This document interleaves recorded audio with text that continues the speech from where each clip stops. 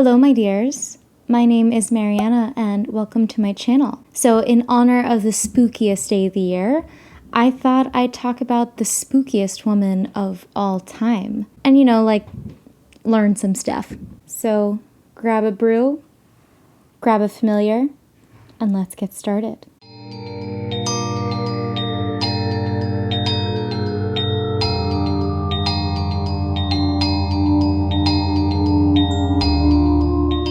So Lilith is one of the most popular mythological women of the last couple hundred years. We've seen her as a vampire, a demoness, a seductress, and even Satan's concubine. But in recent years, Lilith has taken on a new role. She has become the dark feminist, the embodied, powerful, liberated, unapologetic woman that we have come to revere. Truly, Lilith is a complicated, layered figure. The most popular story of Lilith comes from a medieval rabbinical text called the Alphabet of Ben Sirah. In this story, Lilith is the first wife of Adam, born at the same time and of the same earth. But very quickly, they realize this match is not meant to be. The first thing on Adam's mind is to lay with Lilith, very literally, and he insists that he be the one on top. But Lilith will not have it, and she insists that if they do the deed, she will not lie below because she will not be subordinate to him.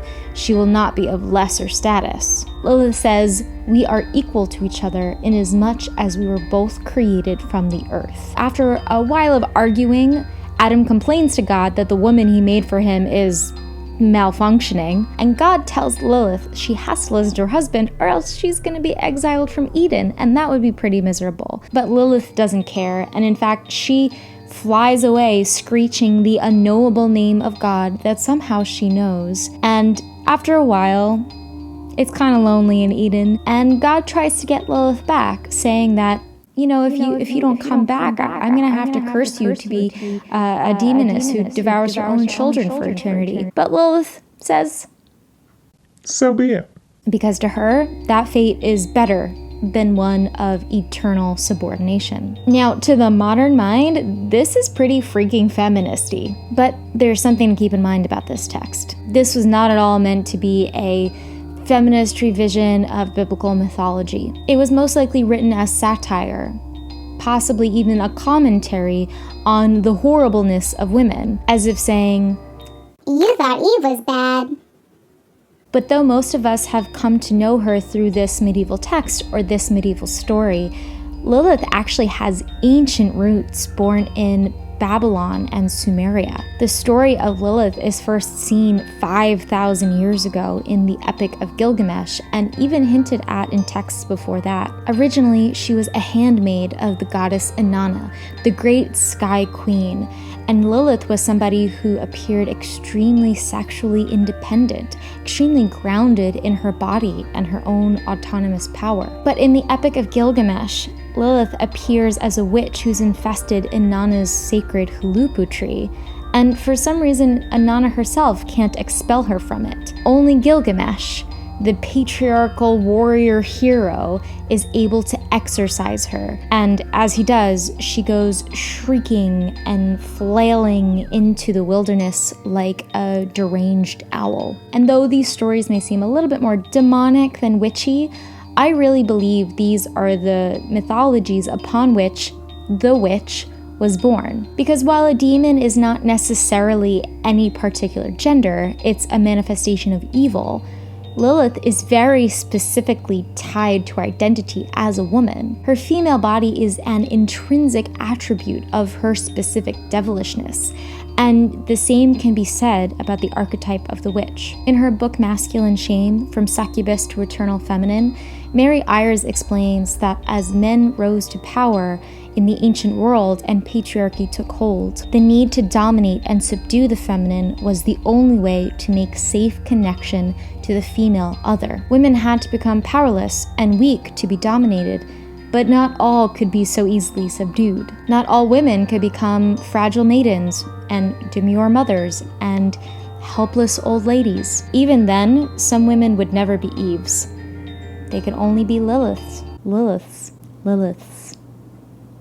So while the alphabet of Ben Sira may have been trying to poke fun at women's wretchedness, it may have unintentionally exposed a secret, truer nature that women had carried silently for hundreds of years. It exposed women's desire for self-agency and the patriarchal fear of that. It exposed the patriarchal terror of an autonomous, magical, and deeply wise woman. So it makes sense that Lilith and witches across the centuries have gone off into the world to terrorize it, because the images of the empowered feminine that we see are women as they exist within the fantasy structures of a patriarchal psychic reality, meaning these images of the feminine are presented through the patriarchal lens.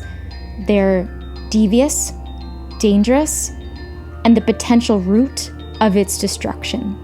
Therefore, Lilith and her legacy of witches were women rewritten from being dynamic to devilish. They refused to surrender the power they held that threatened the established system.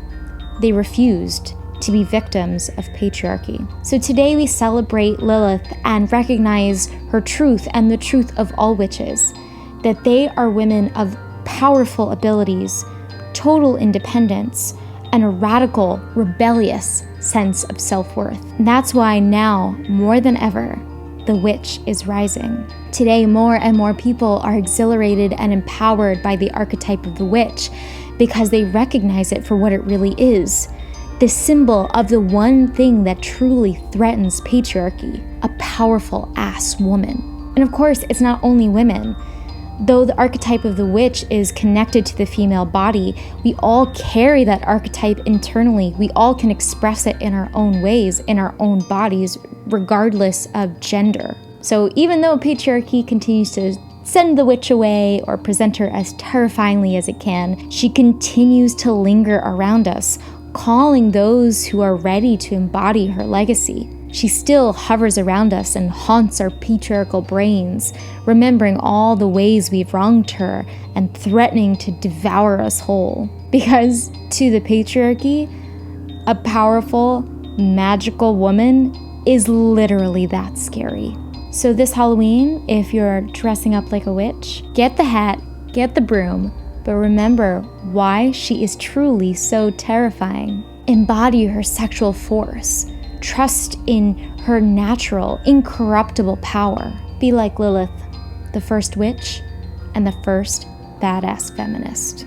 Thank you so much, my dears, for hanging around this long. I am so happy you're here. And if you're new here, please subscribe. If you're old here and you're not subscribed, do that too. If you want a little bit more wisdom and witchery for your psycho-spiritual journey, go ahead and follow me on Instagram. And if you want to support me as a creator, I'd greatly appreciate that. And you can check me out on Patreon. Have a spooky and wonderful and witchy Halloween. Safely, please.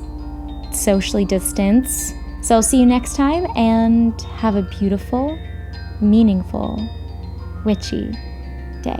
You're gonna be a good boy, and you're gonna do this little stunt with me because you're good. You don't like being a prop. You just like being a good boy. But you're a Halloween boy, so you gotta deal with it.